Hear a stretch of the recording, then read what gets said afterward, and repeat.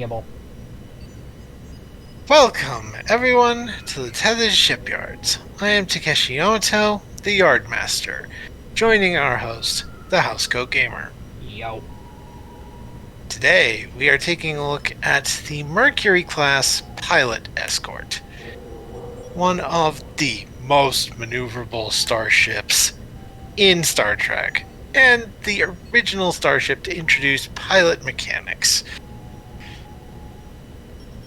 And basically, aside from some interesting bridge officer abilities, the main pilot starship gimmick is improved RCS stuff, which means you can double tap a directional button and the ship and emergency thrusters will fire in a particular way. If you double tap forward, you jet forward. If you double tap back, emergency reverse. Left or right, you do a roll. Which is kind of why I keep going. The system is idiotic. Right. After all, big ship, can't turn well, but has massive power generation. And yet everything's tied into engines. Yeah, well, yeah, anyway. So, this thing, so, basically, my headcanon is that starships like the Mercury-Class, or its Klingon and Romulan counterparts, were designed mainly in response to the discovery of the Solanae Dyson sphere. So, and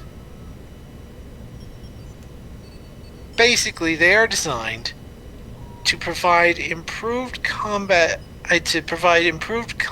ability and maneuverability inside an atmosphere, where most starships might have some issues.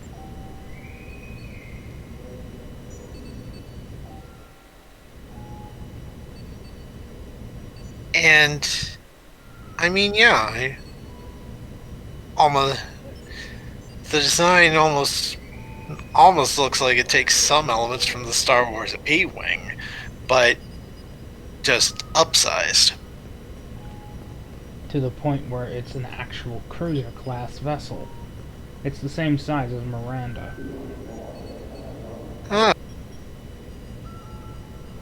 And this Right. thing's supposed to be the Defiant?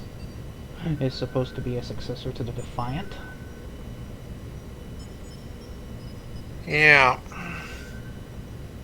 Again, Starfleet Trek Adventures system needs to be revised. Right. Because under their system, the go-kart wouldn't be exploding as it would in canon. Right. Anyway, we will give this thing an entered service date of 2410.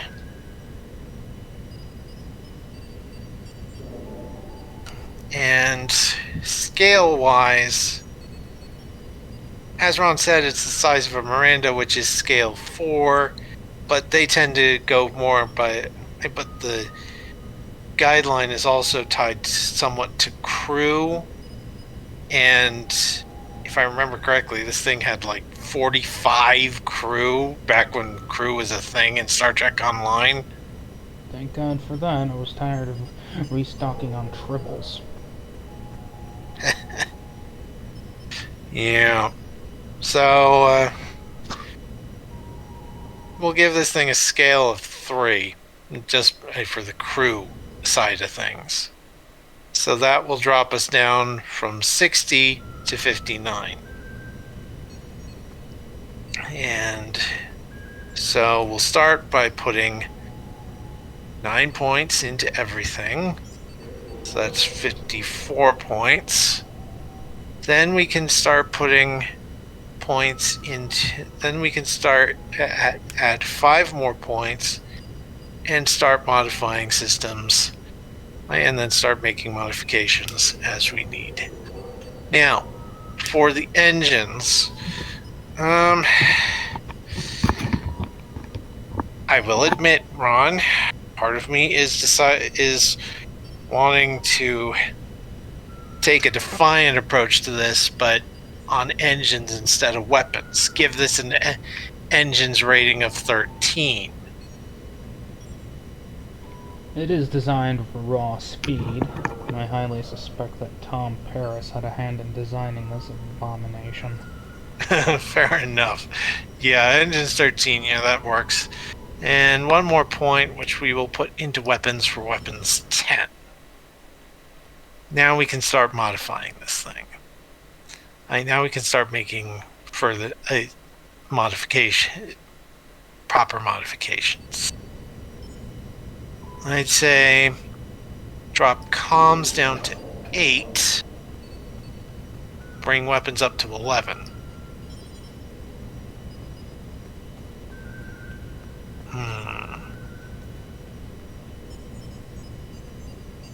Might be a good idea to bring structure up just so this thing is a little harder to kill. Considering the sheer forces it's supposed to go through.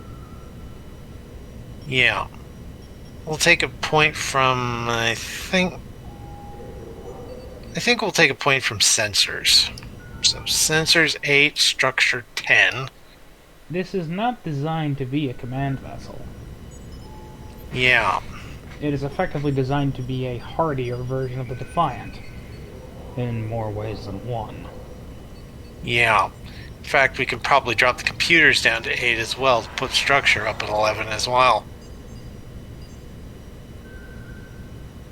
So, comms 8, computers 8, engines 13, sensors 8, structure 11, weapons 11.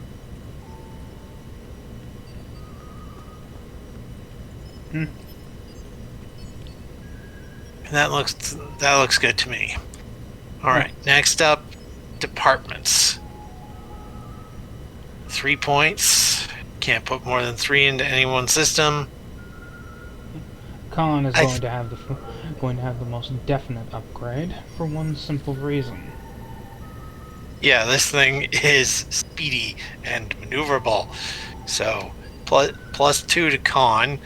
And if you don't have a competent helmsman, you're going to snap the ship in half. Yeah, and I think plus 1 to security as well. This is a reverse of the Defiant, which is plus 2 security and plus 1 con. And this thing is a heavy combat vessel, yes, but it is a highly maneuverable one, and a very fast one. And far stronger than the Defiant, because, again... Yeah. Snappy, snappy. Yeah. Now, talents. Improved our reaction control systems is pretty much a given. Improved reaction control systems.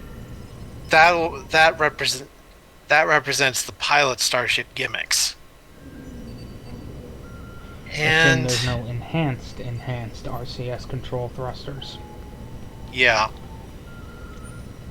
This thing's ridiculous. You might as well go all in. Yeah. We'll give it one more talent. We'll give it improved impulse drive.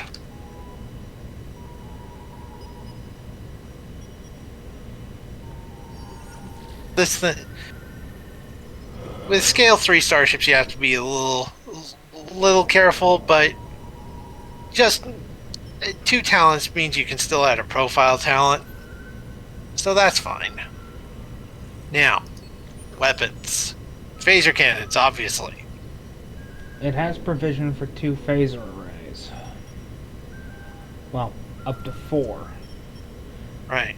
Phaser cannons. Phaser arrays. And I think we'll maximize this thing's boom and give it quantum torpedoes.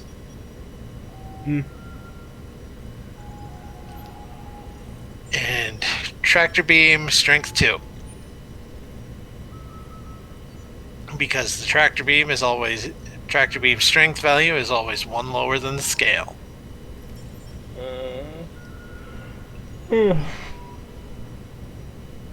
Alright. Traits, Federation starship, and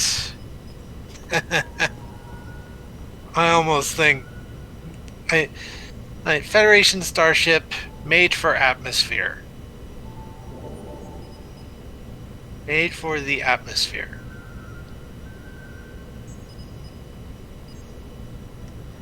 Made for atmospheric maneuvering. Made for atmospheric maneuvering.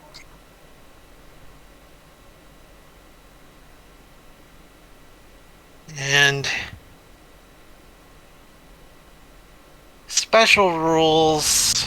Well, again, the main gimmick is the thrusters, and that would tie into the improved reaction control system gimmick.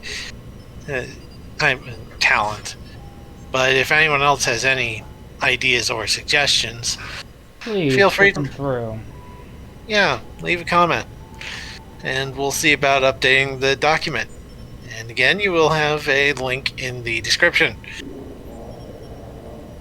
So yeah, the Mercury-Class. If the Tempest was the successor to the Defiant as a combat vessel, as a proper combat vessel, this thing took the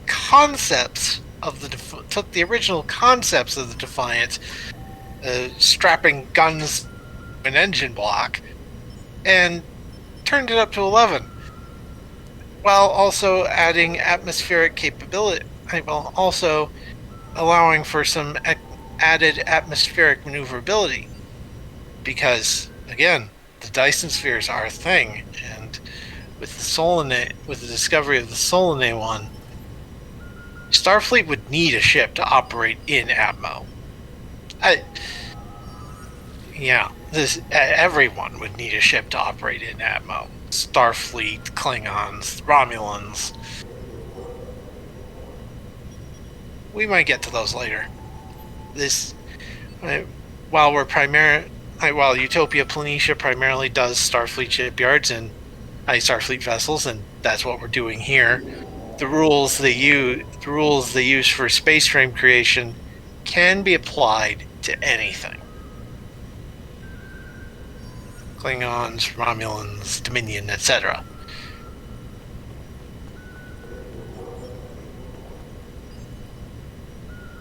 So yeah, I will admit, when this ship first came out in STO, I immediately upgraded to it from my original T5U Defiant for my main, because seriously, this thing, it does take the concepts of the Defiant to the next level.